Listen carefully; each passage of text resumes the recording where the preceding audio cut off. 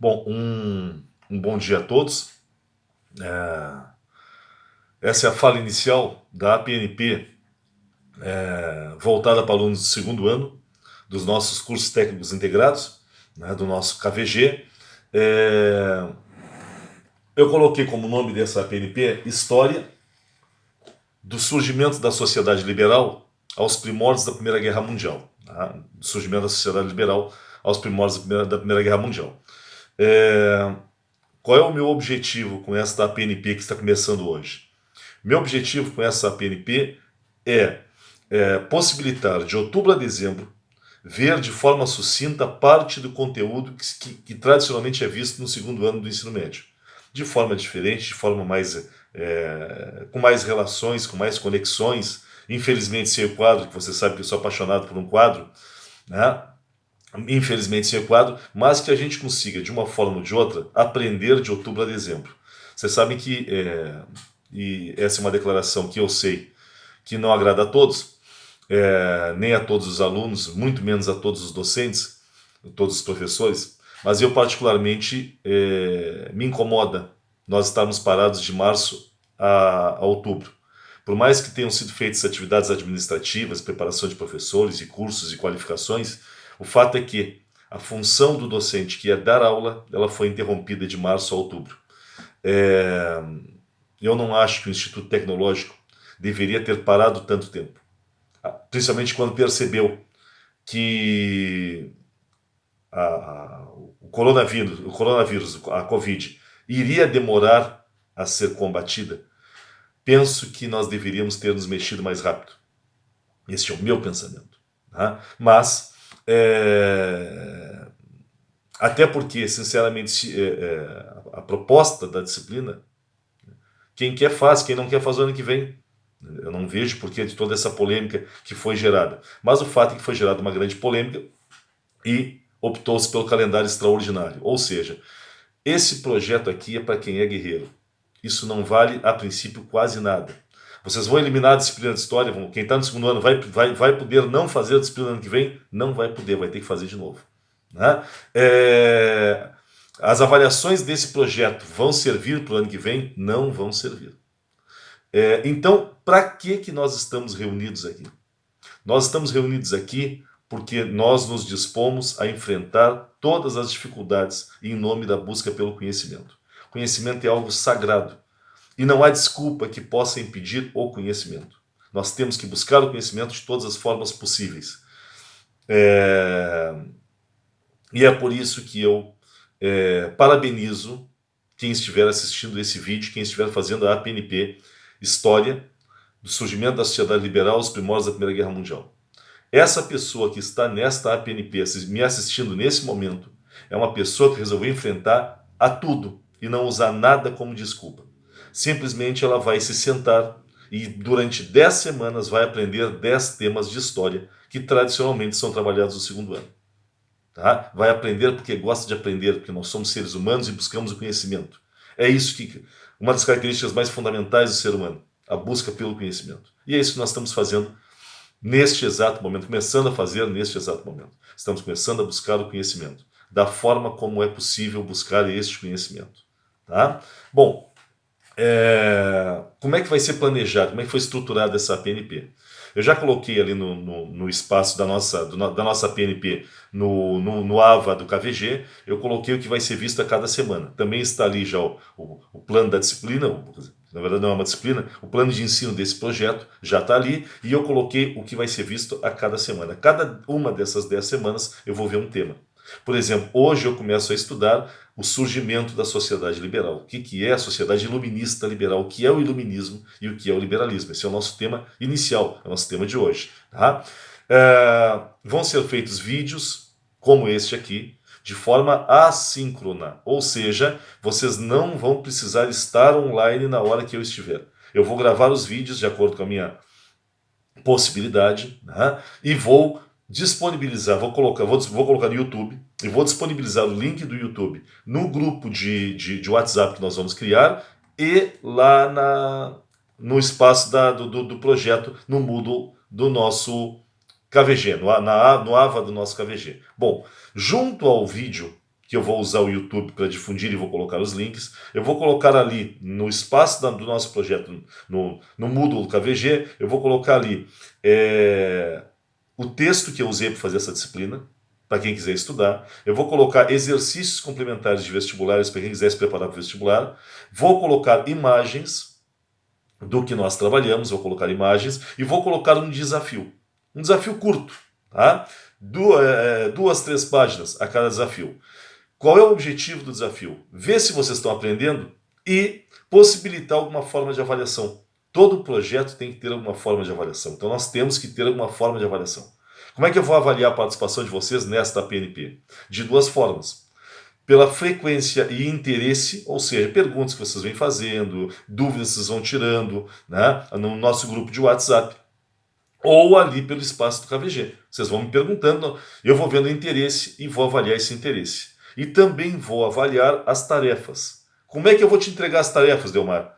A tarefa são perguntas simples que vão exigir de vocês uma reflexão sobre o que foi ensinado. Bom, vocês vão me entregar como? Podem me entregar por e-mail, eu passo o e-mail depois se vocês quiserem. Podem me entregar por WhatsApp, ou podem me entregar através até de áudio, né? Porque às vezes, eu estava comentando isso, inclusive, um outro vídeo que eu estava gravando para uma outra APNP, a gente tem uma ideia e fica com medo de botar no papel. Porque até tu colocar no papel a tua ideia, tu perde o foco. Então tu está preocupado ali, me surgiu a resposta para o Delmar, vou gravar aqui e vou mandar para ele. Pessoal, estou aceitando. Tá? Estou aceitando.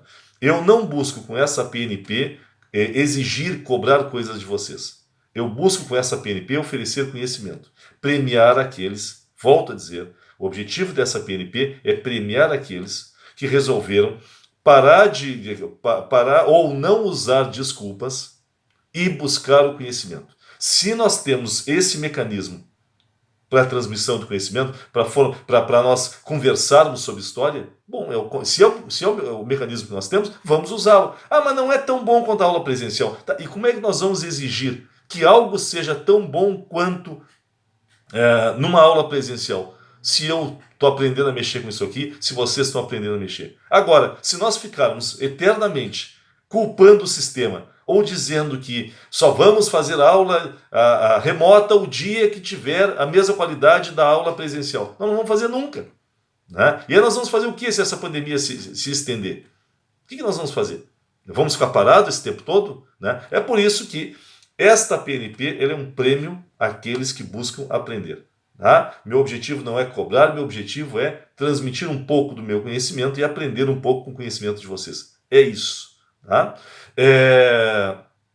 De forma simples e de forma direta. Então, de novo, vai ser um tema por semana e aí eu coloco textos e materiais complementares para vocês sobre esse tema. E uma tarefa. Quando é que vocês têm que me entregar? Até a próxima semana, até a próxima tarefa. Então, até a semana que vem, eu estou gravando isso no domingo, até domingo que vem vocês me entregam a tarefa que eu vou deixar hoje. Tá? Essa é a proposta da nossa história do surgimento da sociedade liberal aos primórdios da Primeira Guerra Mundial. É claro que eu vou precisar muito de vocês para que vocês me avisem se isso está bom, se isso está ruim, se está atendendo seus objetivos, se não está atendendo seus objetivos, porque eu nunca transmiti conhecimento assim. Né? Eu sou professor, você sabe, quem é meu aluno sabe, eu sou professor da moda antiga. E sou muito orgulhoso de ser professor da moda antiga. Né? Eu particularmente não tenho essa emoção toda que os docentes têm por constantes críticas ao modelo antigo de ensino. Eu sou um defensor do modelo antigo de ensino. Eu sou defensor de quadro negro, caderno cheio, aluno prestando atenção, aluno tirando dúvida. Né? Eu acho que sim, as avaliações têm importância, a prova é importante sim. Né? Eu me encaixo mais no modelo antigo de professor do que nesses modelos novos de professor. Né? Mas acima do meu compromisso com o modelo antigo de educação, existe meu compromisso com a educação. E se é essa forma que eu tenho para transmitir o conhecimento, é essa forma que eu buscarei usar. Tá? Bom, fora isso, aí depois vocês vão colocando ali no nosso WhatsApp, ou ali pelo espaço do nosso projeto no KVG, vocês vão tirando as dúvidas, perguntando, né, se inteirando sobre todas as coisas. Que aí nós vamos alinhando a nossa disciplina conforme as demandas de vocês. Bom, O nosso tema de hoje é um dos temas que mais me fascinam e um dos temas mais importantes, mais do que isso. É um dos temas que nós devemos retomar urgentemente para combater esse momento que o mundo está vivendo, um momento de intolerância, radicalismo, um momento de individualismo crescente, um momento de um Estado que acha que pode nos tirar todas as nossas garantias, um momento em que nós temos políticos carregando, desculpe o palavreado, dinheiro na bunda por baixo das cuecas. Um momento em que nós temos isso, nós precisamos urgentemente voltar a estudar o iluminismo, voltar a estudar o liberalismo. Esta nação e este mundo precisam estudar o iluminismo e o liberalismo. Urgentemente. Quando nós temos um crescente número de políticos religiosos, quando nós temos políticas voltadas para que igrejas não paguem impostos, apesar de serem milionárias, quando nós temos, nos dias de hoje, um Estado que oprime, retira garantias, retira direitos, quando nós temos um Estado, por exemplo, que não tributa as grandes fortunas, ou que tributa pouco as grandes fortunas, e que se mantém através da exploração das camadas mais baixas, está na hora, urgentemente, de nós estudarmos o iluminismo e o liberalismo. O berço da nossa atual sociedade, mas nós nos desvirtuamos do iluminismo e do liberalismo. Bom, acima de tudo, se eu fosse resumir o que é iluminismo e o que é liberalismo. Iluminismo e liberalismo foram dois movimentos que surgiram no século XVIII e que tinham um objetivo: limitar a atuação do governo. Vou repetir. O objetivo fundamental do iluminismo e do liberalismo é limitar a atuação do Estado, protegendo o cidadão e a economia da interferência do governo. O objetivo do iluminismo, o objetivo do liberalismo era limitar a atuação do Estado. Em que século surgiu o movimento iluminista? O movimento iluminista surgiu no século XVIII. Na verdade, na metade do século XVIII. Tá? Na metade do século XVIII surge o iluminismo e o liberalismo. Vamos refazer aquele exercíciozinho que a gente faz lá no primeiro ano. E vamos ver de quando a quando é o século XVIII. Vamos ver de que ano a que ano é o século XVIII. Bom, como é que a gente faz para passar de século para ano? 18, eu vou tirar 1. Então, 18 menos 1, 17. O século sempre começa com 01 no final. Portanto, qual é o ano inicial do século XVIII? 1701. 18 menos 1, 17. E o século sempre começa no 01. Então, 1701 é o ano inicial do século XVIII. E até quando vai o século XVIII? Aí você só repete o 18 do século e coloca um 00 no final. Então, o século XVIII ele vai de 1701 até 1800. O iluminismo é mais ou menos em que ano? 1750. Mais ou menos 1750 nós vamos ter o movimento iluminista. Bom, nós temos que entender, primeiro, que mundo é esse, que mundo era esse em que surgiu o iluminismo? O que os iluministas estavam criticando? Que Estado os iluministas estavam criticando? Eu disse para você agora há pouco, o iluminismo critica a interferência do Estado. Mas que Estado era esse? Bom, que Estado havia antes do iluminismo? Antes do iluminismo, o Estado era chamado de absolutista. O Estado que existia antes do iluminismo era o Estado absolutista. E o nome já nos dá dica. O que era o Estado absolutista? Era um Estado absoluto.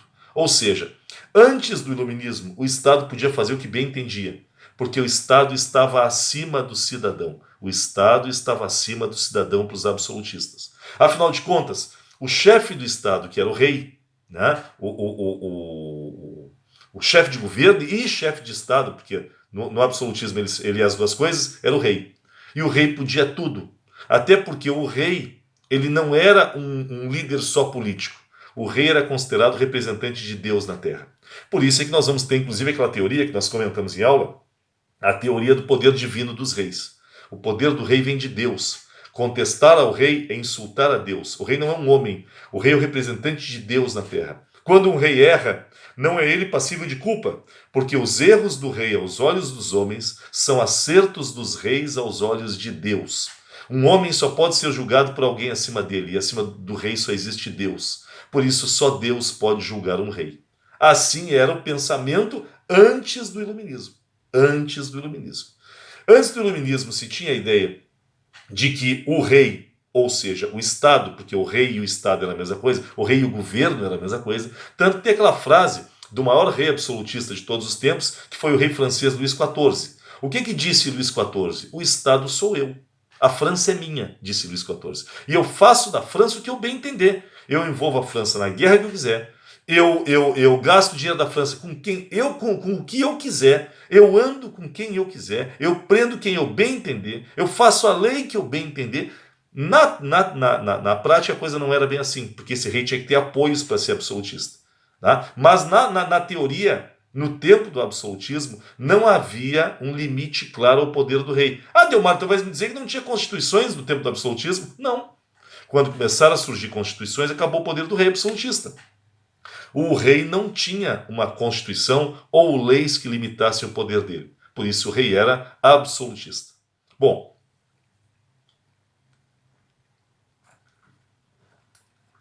vamos enquanto eu vou acertar meu amargo aqui.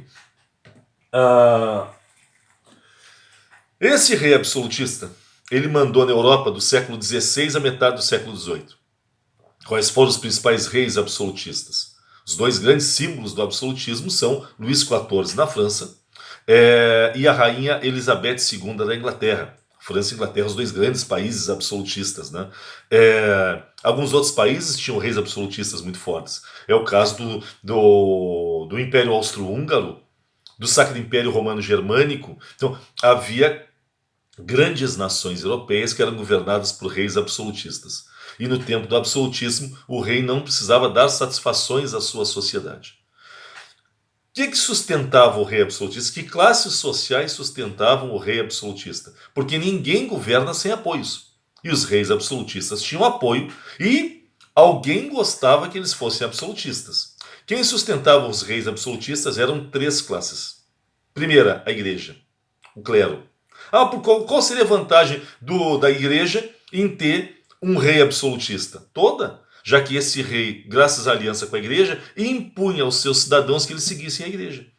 Mais do que isso, quando esses reis absolutistas começaram a descobrir o novo mundo através das navegações, estes reis absolutistas começaram a trazer a igreja dentro dos navios. Os jesuítas não vieram para cá, quando nós tivemos o processo de colonização do Brasil, e assim vai. No caso de países protestantes, nós vamos ter pastores que vão dentro das caravelas. Né? E o Estado absolutista, o rei absolutista, ele governa ao lado da igreja. Portanto, para a igreja era muito interessante. Quanto mais poder tivesse o rei, mais poder teria a igreja aliada do rei. Segunda base do poder dos reis absolutistas, a nobreza.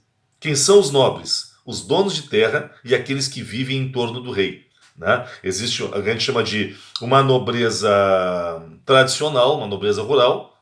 Eram os antigos senhores feudais que se tornaram os nobres na Idade Moderna, e nós temos aquela nobreza cortesã, que vivia de fazer cortesias ao rei. Eram os nobres que moravam, por exemplo, na França, no Palácio de Versalhes, e viviam de festas e festas, gastando dinheiro do país e bajulando ao rei. Tá? Então nós temos duas classes de nobreza aí. Claro que vai ter uma terceira classe, que eram os burgueses que compravam o título de nobres para terem privilégios. A gente chama de nobreza togada ou nobreza de toga.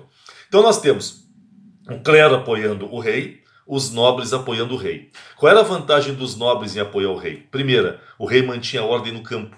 Os reis absolutistas, que eram donos dos exércitos, usavam seus exércitos para reprimir os camponeses. E com isso os nobres podiam explorar os camponeses à vontade. Segunda vantagem para os nobres eram sustentados pelos reis. Né? Dentro dos palácios, dentro dos cargos públicos, é por isso que o tamanho do Estado absolutista ele era muito caro, porque o Estado sustentava toda a nobreza e sustentava a igreja ainda. Uma terceira classe que apoiava o rei era a burguesia. Quando eu falo a palavra burguesa, eu estou falando de quem? Comerciantes, industriais e banqueiros. Esses também apoiavam o rei. Por que a princípio, eles vão apoiar o rei? Eles apoiavam o rei porque o rei unificava os países. Antes de surgirem os reinos absolutistas, os reis, antes de surgirem os países absolutistas, os países eram divididos em feudos. E aí os burgueses tinham que pagar imposto a cada feudo que eles entravam, para os senhores feudais. Através da figura do rei, acabaram os feudos e formaram-se os países. Com isso, o burguês podia vender seus produtos num país inteiro só pagando imposto para o rei. Foi uma vantagem. Além disso, com o surgimento da figura do rei absolutista, os países passaram a ter uma moeda, uma forma de medir, uma forma de pesar, e isso tudo favoreceu o comércio. Além disso, os reis apoiavam as navegações. E graças às navegações, os burgueses começaram a comercializar as chamadas especiarias e os produtos tropicais. Por isso, o rei absolutista era mantido por 3 classes, que ele sustentava e ao mesmo tempo sustentavam ele: clero, nobreza e burguesia.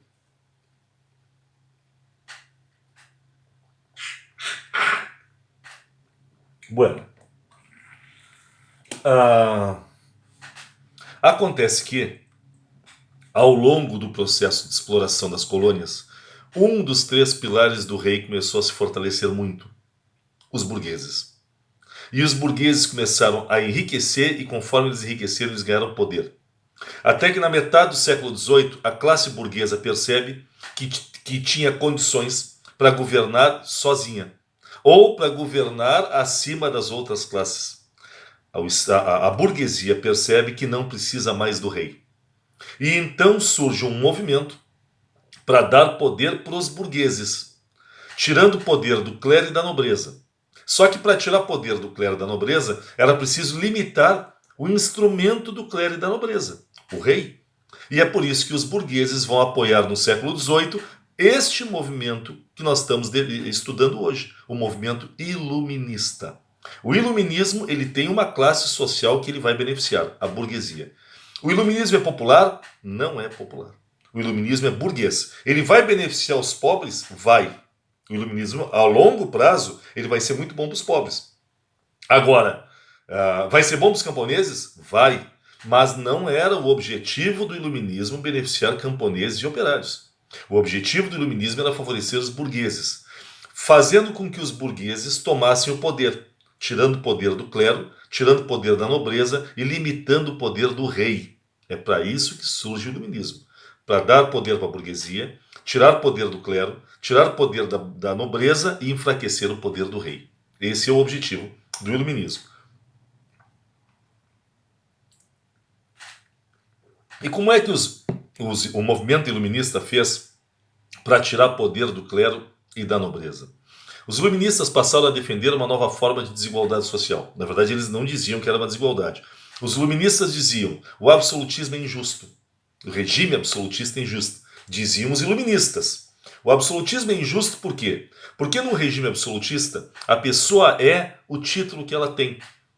São os privilégios de sangue. Ou seja, filho de nobre é nobre. E o filho do nobre é nobre.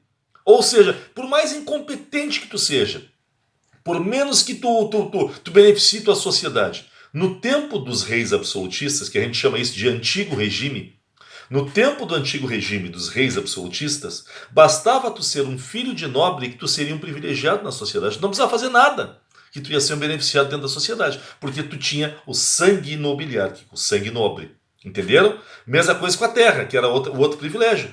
Quer dizer, se tu tivesse tua terra e tu mantivesse o domínio sobre a tua terra, isso te dava privilégios. E numa sociedade absolutista do antigo regime, um nobre pobre, um nobre que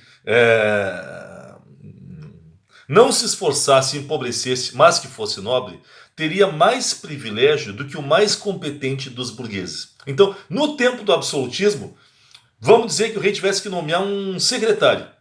Tivesse que nomear um secretário. Ele tinha 2 opções. Uma opção é de um burguês, é um filho de comerciante, que estudou nas melhores universidades, que se qualificou, que entende um monte do tema, cara. Filho de comerciante. Do outro lado, concorrendo à mesma vaga, ele tem um nobre, que é filho de outro nobre. Não estudou nada, não se dedicou a nada, é um baita de um malandro, não quer fazer nada.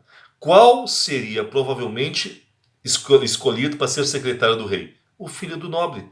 Mas por quê? Porque numa sociedade do tempo do absolutismo, do antigo regime, o sangue, a nobreza, a família, valia mais do que o mérito pessoal. O que os iluministas propõem?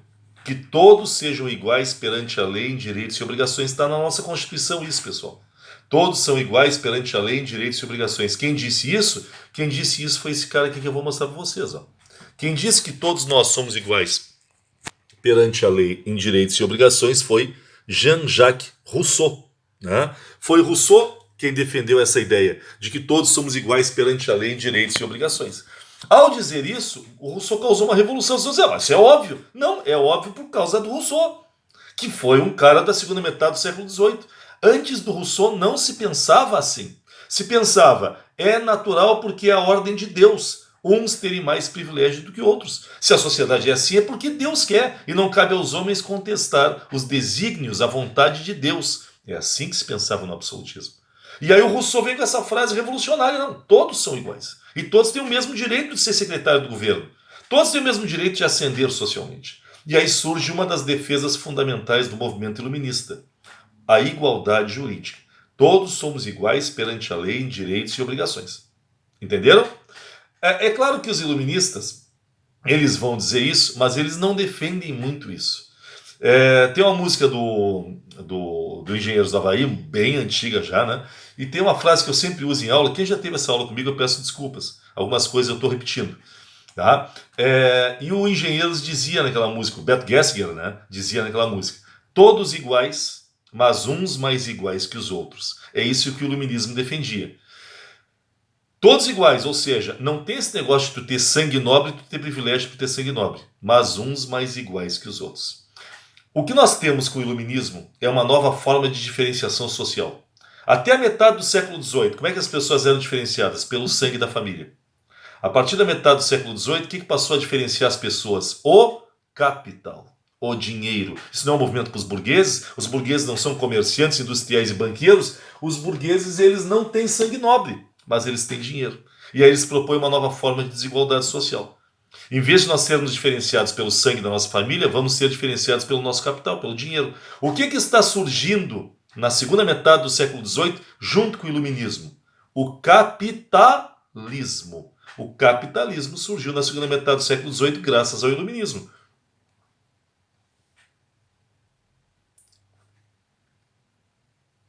Bom,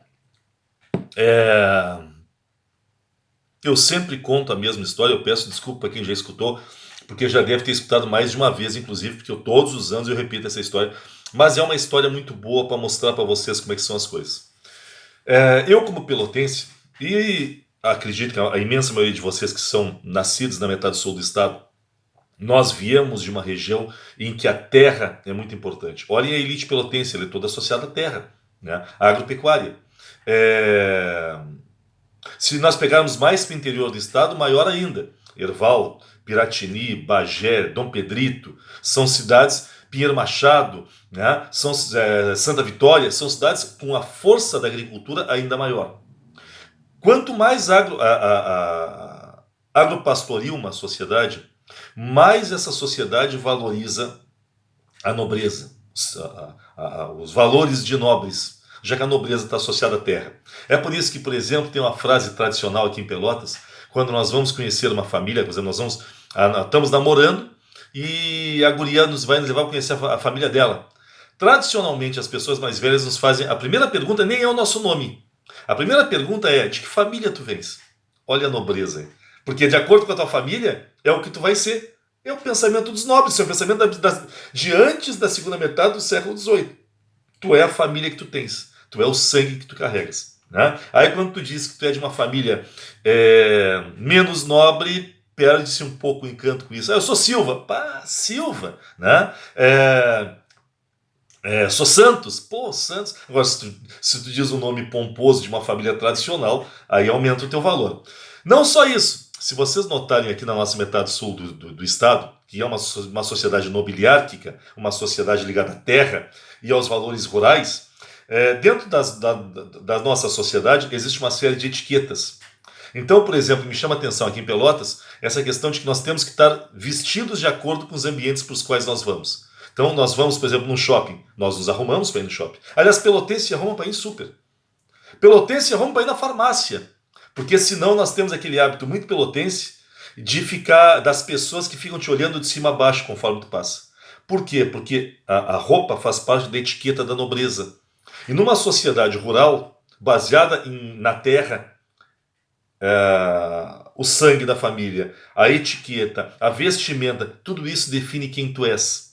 Né? Eu poderia dizer que na sociedade da metade sul do estado, diz-me como tu andas, que eu te direi quem és. Diz-me de que família tu vens, que eu te direi quem és. É um pensamento da nossa região. Um pensamento rural aristocrático. Bom, eu tenho esse pensamento. Por mais que eu não concorde com esse pensamento, quando eu vivo dentro de uma sociedade, eu sofro influência desses valores. E eu conto sempre a mesma história. Há um tempo atrás eu fui a Porto Alegre e estava lá no shopping Praia de Belas. E você sabe, quem tem aula comigo sabe que eu sou apaixonado por música. Quase todos os estilos musicais me fascinam. E aí estava tocando, um cara tocando piano. Tinha um bar com uma... Era um bar com as mesas no shopping, assim, não era fechado. Ele era para frente, assim. E um cara tocando piano. Eu achei fantástico escutar piano num shopping, né? E fiquei pelo lado de fora escutando o cara tocar piano. Por que eu não entrei? Porque eu não estava vestido adequadamente para o lugar. Presumo que era um bar voltado para advogados e advogadas, porque também existe aquela roupa que a gente associa ao advogado e aquela roupa que a gente associa à advogada. Todos estavam bem vestidos dentro do bar e eu estava de bermuda. E, claro, com a camisa do Brasil de Pelotas, porque pelotense, quando sai da sua cidade, ele gosta de se exibir, que é de Pelotas, né?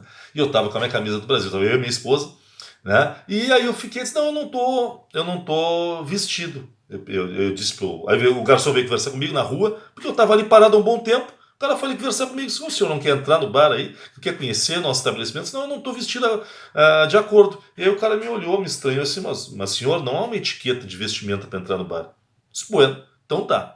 Aí a Cheyenne, que é mais ainda com medo da coisa da minha esposa, não vamos. Disse, agora vamos. E aí entramos, eu fiz questão de me sentar numa mesa escondida no fundo do bar, para não chamar atenção, só que eu comecei a consumir. E comprei uma cervejinha, e comprei um vinhozinho, e comprei um petisco, e comprei não sei o quê, e que coisa e tal. E daqui a pouco eu comecei a gastar mais do que as pessoas que estavam naquele bar. O garçom veio me chamar. Disse, olha, nós gostaríamos que o senhor sentasse lá na frente, em frente ao piano, porque nós notamos que o senhor está gostando da música. Pessoal, está acabando aqui os primeiros 30 minutos. Eu vou dar intervalos de 30 em 30 minutos para facilitar quando vocês estiverem vendo esses vídeos, tá? Então estou dando uma paradinha para começar a segunda parte.